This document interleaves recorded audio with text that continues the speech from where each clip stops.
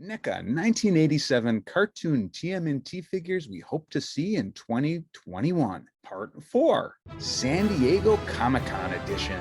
We're looking for a few good cartoon mutants. Hi everybody, welcome to SpeekyGeeky. As always, I am Mr. Geeky. Today, we are going to be discussing NECA's Fred Wolf 1987 Teenage Mutant Ninja Turtles cartoon toy line. If you already tuned in for parts 1 through 3 of this series, congrats on being all caught up, and also a massive turtle-sized 3-finger pat on the back for taking the time to check those out. If you haven't, well, we've got you covered, and we'll go ahead and plop in a link for part 1 for you right here. Or you can watch on through to the end, where we'll conveniently add the channel series as well. Even though an on-site convention has been scrapped for this year, July is right around the time that 2021 San Diego Comic-Con would be taking place. But just because there is no physical convention this year doesn't mean there aren't physical reveals, and it doesn't seem to have slowed NECA any from burning the midnight oil toward cranking out new TMNT reveals left and right. Not that long ago in April, we were treated to 3 Fridays worth of new reveals and pre-orders. And NECA noted that despite the jaw-dropping surprises we had at that time, there were still more to come. A quick aside that NECA, on July 14th, did reveal an additional tease that Trevor Zammit will be giving some major bombshells starting Monday, July 19th. They mentioned unmasking new figures, colossal reveals, exclusive special report, and the future of TMNT. Before we jump into the exclusive special report part of that, which we believe to be tied to a Channel 6 tease, which we'll get into in just a moment, we very quickly want to address some other keywords here with unmasking, colossal, and future. Okay, to be clear, we have zero idea if any of these predictions will come to pass. This is just how we interpret this information. So, with that minor disclaimer out of the way, let's dig in. All right, first up, Colossal. There are a few thoughts on what this could be. Taken at its true play on words use, it would all but ensure a reference to a Napoleon boner frog, Colossus of the Swamp figure. However, Colossal could also be referring to large, and when we think large, a certain character of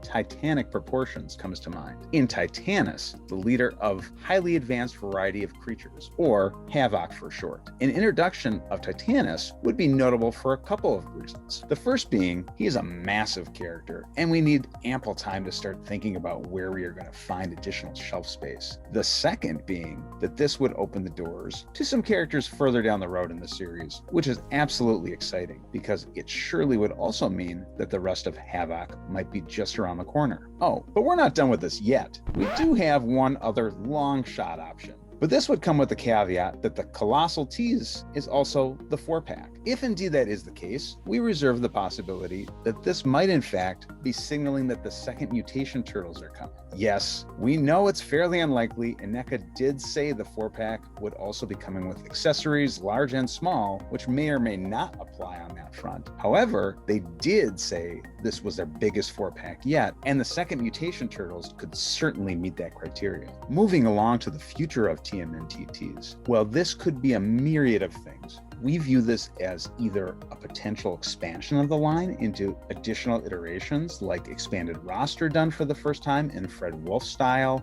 IDW figures off of unproduced conceptual art, 2003 series, 2012 series, or Archie. Or it could be a hint at perhaps some future themed characters like Mirage Renee, Savanti Romero, or IDW's Lita. Any of these options sound absolutely amazing to us, and we'll probably have an answer within a mere couple days of this video, but it's going to feel like a long couple days in the meantime. The unmasking figures tease could be a nod to seeing the completed version of the Loot Crate exclusive Dark Turtle that was teased back earlier in the year with just a silhouette. But there's also been chatter that this could either be a maskless set of turtles, or even, and this is quite a big leap, a pre-mutated Bebop and Rocksteady. Finally, a few weeks ago, we were given another tease in the form of an animated image of Channel 6 with a small cat in the foreground, which led many to litter the message boards with speculation and excitement with their thoughts as to what this could be. We at SpeekyGeeky pointed out in the last episode that Irma was already teased with the Pizza Mutant reveal back in April, so this could very well be an additional overt tease towards spelling that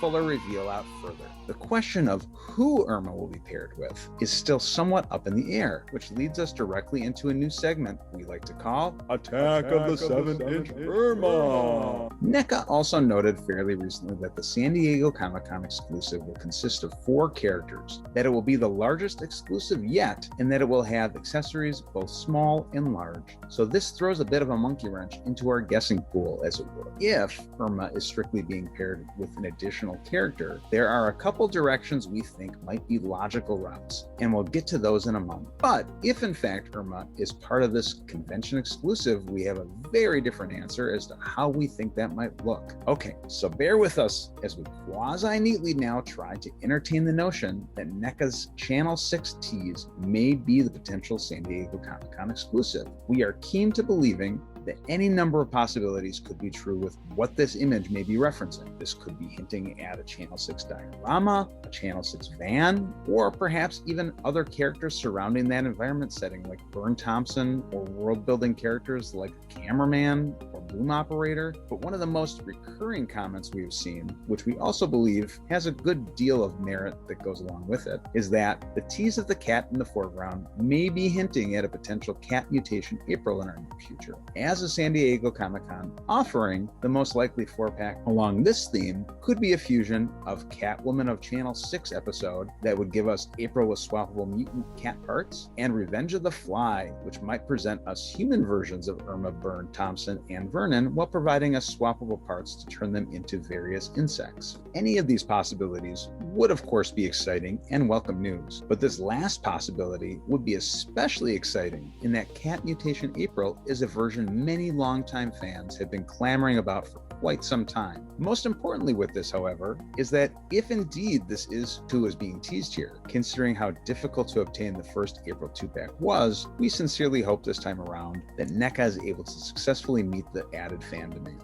We don't want to get too far into the weeds on our speculation as to who the San Diego Comic-Con exclusive might be, as there are a wide range of characters still on the table that very much meet NECA's tease criteria. But we will say that one we think might be particularly neat to see, if it does not pertain to Channel 6, might be to get our first vehicle in the form of a hovering hot rod from Dimension X, carrying none other than the 3 neutrinos, Dask, Kala, and Zack, as well as a first-time in plastic version of King Zenter, with a smaller version Baby Princess Tribble, or another first in the form of a Fred Wolf-inspired version of Fugitoid, who, believe it or not, even though it certainly feels like he should have been, did not actually appear in the original animated series. And while on the topic of Honeycut, you may recall, last episode we asked you, the viewer, who would be your top picks if NECA were to suddenly have the license to create characters in the Fred Wolf animated fashion that previously were only seen in Playmates' original toy line. The outpouring of responses was enormous, and the response is absolutely fantastic. And though we are planning a special episode to reveal the top picks, we did want to give viewers a special sneak peek of the character who made the top slot. And yup, being the super sleuths we know you all to be, we know you probably already sussed out who we are leading up to. So feast your eyes on the official SpeekyGeeky conceptual rendering of Fred Wolf themed Fugitoid. We can't wait to dig into this a bit further in our special, and we are really quite excited to show off some of the others that made the list. But for now, let's revel in the shiny goodness of what could be. One never knows who's watching, so if you'd like to see this figure in the main line, make sure to sound off in the comments below. If we make enough noise, it's very possible the right ears might perk up. Before we dive in, we were treated to one additional reveal recently in the form of Napoleon and Atilla, the remainder 2 frogs that for the first time complete the set of amphibians in their screen-accurate depiction. And without immersing into a full-blown nerd-out moment, let's just say they look glorious. But before we're ready to officially say it's complete, we do want to make a callback to a little earlier when we mentioned the Colossal Napoleon figure. So we're still holding out hope for this iteration as well before we're willing to call it a day on the frog front. Okay, now to finally dive into part 4 of this ongoing top NECA TMNT Toys We Want ASAP series. Join Mr. Geeky, hey, that's me, as he sewer surfs his way through the top 40 NECA classic cartoon figures that we hope to see in 2021. Number 1.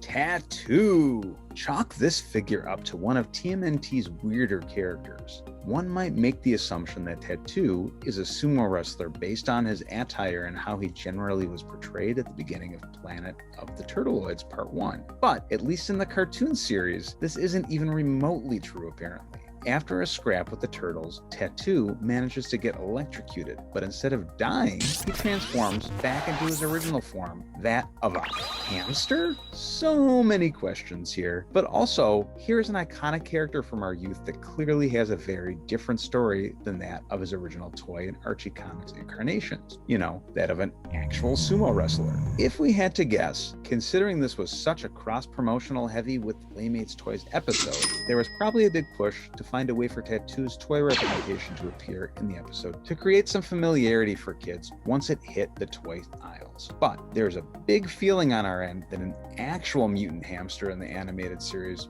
would have been equally well received, and at the very least wouldn't have poked weird holes into the dynamics surrounding the steadfast rules of how mutagen works. All this said, despite the absurd nature surrounding Tattoo, he is still an awesome looking character and an easily identifiable one for longtime Turtles fans, and would make an excellent addition to their Fred Wolf roster. A hamster accessory and perhaps another caged animal that Krang and Shredder experimented on within the episode seem naturals to accompany this character, as well as perhaps a removable stomach plate with tattoos and one devoid of them, so folks can display this fella as they please, fully tatted or a blank canvas. Number 2, Shreeka. Though one wouldn't know it at first glance, Shreeka is actually an alien and betrayed ex-partner to Krang. It's not entirely clear what Shreeka's full array of powers include because they seem to be fairly expansive in the episode, Shreeka's Revenge. But we know it at least consists of telekinesis, creating electrical storms, and shooting fireballs out of thin air. So it's fair to say that she is a pretty decent force to be reckoned with, and all the above would make for excellent accompaniments to come with the eventual figure. Number 3, Doomquest. An alien warlord from the Dark Realm, Doomquest proved to be quite the formidable foe to the Turtles. Though he only showed up near the final few episodes of the series, his presence was impactful, and had he not partially been thwarted by the Turtles' nemesis Lord Dreg, Doomquest may well have succeeded in breaking down the boundaries between his world and ours, effectively merging the two and conquering Earth in the process. Doomquest was physically imposing with his almost Emperor Palpatine-esque laser-firing finger. He gave both the second mutation Turtles and Lord Dreg a run for their money in his attempt at merging our realities. Had the series continued out further seasons, we have a feeling we may have seen Doomquest again, because he and his forces are thrust back to the Dark Realm, which honestly felt a little bit like Fantastic Four's Negative Zone or Superman's Phantom Zone, and there was likely more stories to be told that explored that realm a bit further. In a perfect scenario, Doomquest would come with the Vortex Crystal and come as a 2-pack with his loyal minion Draconis, who looked quite a bit like if Krang sired an offspring with Bugs Bunny. Though, because of Doomquest's imposing stature, we could also very easily see him being released as an oversized figure with a single-serving hovercraft as well. Number 4, Blob Monster, aka Cement Man. Stemming from the Eye of Sarnath, Blob Monster, or Cement Man to his video game playing friends, gains the power of life when Baxter Stockman zaps a billboard with explicit directions for this ill-intentioned Pinocchio to mess up the Turtles, but good. So here's the thing with Cement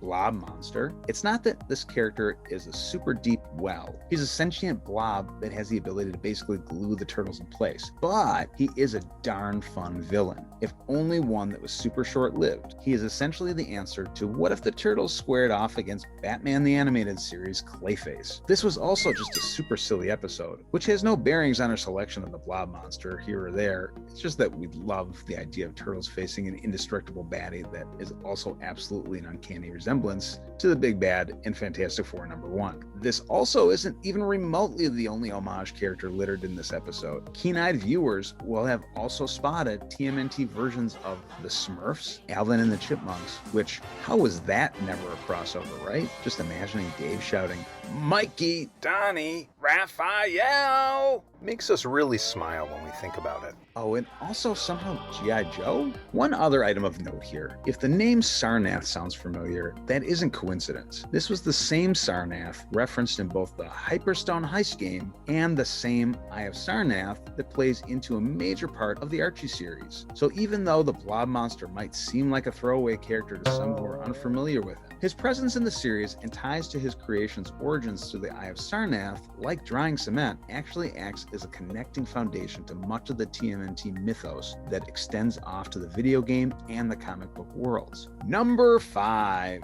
Merdude, aka Aleem Coelacanth. Though many Turtles fans remember him best from the Playmates toy line, or perhaps from his Archie miniseries cameos, Aleem Coelacanth, or Merdude to his sewer-dwelling pals, in this iteration, Merdude is the sole mutant ruler of Atlantis on an over 200-year-old journey to find other mutants like himself, which raises a whole lot of questions if you think too hard on this. Like, can he actually call himself a ruler of something if he's been away from his post for over 200 years? Is this a normal lifespan for a typical mutant, or is it primarily that he's Atlantean? Also, does that mean there's even more ancient mutants that we never saw? And how long has Mutagen been around anyways? Does this episode foreshadow that Krang actually made it to Earth much earlier than previously thought? Well, in the episode Atlantis Awakes, Bebop at least realizes there's a vacancy on rulers to the Atlantean throne and decides to plop his keister down and warm that seat in Merdude's absence. Gotta love those cartoon odds. 200 years searching for another mutant, and the second he finds 4, another one comes right to his door. In the Fred Wolf cartoon, this Merdude is a formidable ally to the Turtles, possessing telepathy akin to the Justice League's Aquaman, the creatures of the deep being his to command. And come to think of it, Aquaman was also a king of Atlantis. Wow, that totally didn't register until just now, but you heard it here first. Merdude is the TMNT universe's Aquaman. I wonder if that means he could get a spot on TMNT's Justice Force? But then, what does that make Tsunami? Was he a 2003 version of Merdude? Oh, geeky. You're doing it again and totally overthinking this. There, that's it. Think happy turtle thoughts. Think happy turtle thoughts. Okay, all better now. What is remarkable is that while most characters that appeared on the show tended to differ at least slightly from their toy representation, Merdude, aside from his notably happier demeanor and equally notable pair of eyes, seems to almost be a pretty spot-on product placement that coincided with the Playmates toy wave. Not that we are complaining, not in the least, as he has always been one of the more unique and fun-looking characters in the series. But when you compare toy and cartoon Merdude to a character like Ray versus Ray Fillet, the difference is, well, let's just say even an anglerfish could spot the difference between those two. We see Merdude coming with his ever-present trident, some clip-on extension lines that would allow him to be posed as if communicating with the sea life of the deep, and perhaps an additional head that would let collectors choose between his classic happy-go-lucky face from the episode or a Fred Wolf-inspired Aleem with scowl and Sans and eye. Number 6, Carter. Carter may have been introduced late into the game with the animated series, the last 2 seasons to be precise, but his role was a pretty crucial one. Aside from April, Carter was arguably one of the most important humans in the Turtles' orbit, and as a student of Master Splinter, he was also one of the few humans that was even allowed within the Turtles' regular orbit. In 80s April fashion, Carter had a personality that saw him jumping toward the action rather than shying away from it, and much like April being around the Turtles, it wasn't long before Carter found himself on the receiving end of some mutagen. Unlike April, however, and her various temporary mutations, Carter's mutation became somewhat long-term, spanning most of Season 9 and some of Season 10. Though we suspect we'll see both versions of Carter in the line, we expect his classic human appearance will turn up well before we get what is likely to be an oversized mutant form version of him at a later point. Well, there it is, our shell of a fun list that concludes Part 4 of our top hopes for the 2021 NECA Fred Wolf animated series, which we are seriously shell-shocked we haven't shortened by now. So make sure to stay tuned to SpeekyGeeky's YouTube for more dedicated turtle time. But you're not going to want to venture too far away from the sewers just yet, because Part 5 of this series will be dropping any day now. And if you're just tuning in and you haven't checked them out yet, while you wait, don't pass up the opportunity to watch our interview with Rad Plastic's Chris Fawcett, as well as Part 1 of our Imagine That series, which dives deep into imagining various toy lines we wish existed, starting with an IDW-themed TMNT line you aren't going to want to miss. SpeekyGeeky breaking news exclusive update. Alright, as so often happens while we are putting this series together, there were some pretty major reveals that NECA dropped on us in their special online event on July 19th. We'll wait until Part 5 of this series to give our larger, official SpeekyGeeky quick take on these, as there are bound to be additional reveals from NECA throughout the week. But in the meantime, we'll give our brief, raw nerd reaction!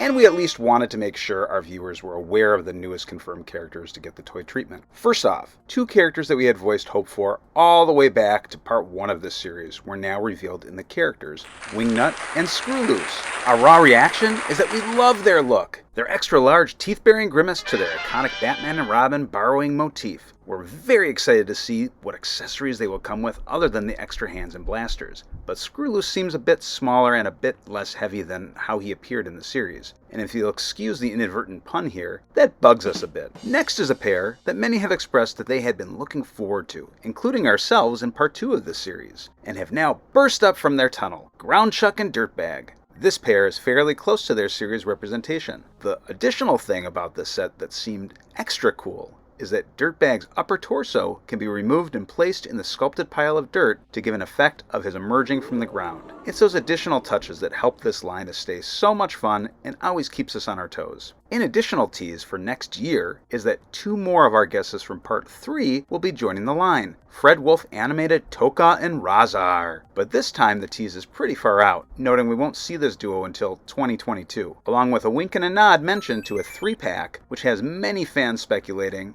that this could be none other than our favorite hot-rodding teens from Dimension X, the Neutrinos. Our San Diego Comic-Con 4-pack was revealed to be the Channel 6 Newsroom, with none other than the same cat Mutant April that we mentioned earlier in this episode. A brand new Vernan with a more show-accurate, I have no problem with throwing everyone around me under the party wagon to keep myself safe head sculpt, as well as another show-accurate Vernan as professional hostage blindfolded one. Burne Thompson with a happy and an additional angry head, and finally Irma, who also has swappable rat pieces to reflect her brief mutation alongside Vernan's that was an option with the Rat King 2-pack. The set also comes with smaller mutated turtle versions of Vernan and Burne, a cat from which April gets mutated, a boom mic, 2 Channel 6 cameras, 2 massive news floodlights, a Channel 6 backdrop, and a whole host of additional accessories. The latest Comic-Con exclusive will be available on the official NECA store July 22nd, which is this Thursday, for $175. The 4-pack itself, without the additional merchandise, will be available at Target at a later date. We also got an update image on Scumbug and Antrax, which somehow look even cooler than when they were first revealed back in April. A lot more weapons, a lot more of that jumping straight from the screen look we love so much. One immediate thing to note with the reveals from the 19th is that we were certain we'd at least see the Loot Crate exclusive Dark Turtle, but we're guessing that might be one of the reveals yet to come later this week, so we'll just have to stay tuned. We imagine you'll have some characters at the top of your list too, so feel free to join the conversation in the comments below. And if you haven't already, make sure to sub up, give the video a like, and share with anyone you know who appreciates these types of videos. Also, make sure to check out the description for additional links that lead to some similar expanded content we think you'll also probably enjoy quite a bit. We realize you could have gone anywhere, and you chose to nerd out with us, and we appreciate that. So, as always, I am Mr. Geeky, and until next week, Turtle Speaky, keep it geeky, folks.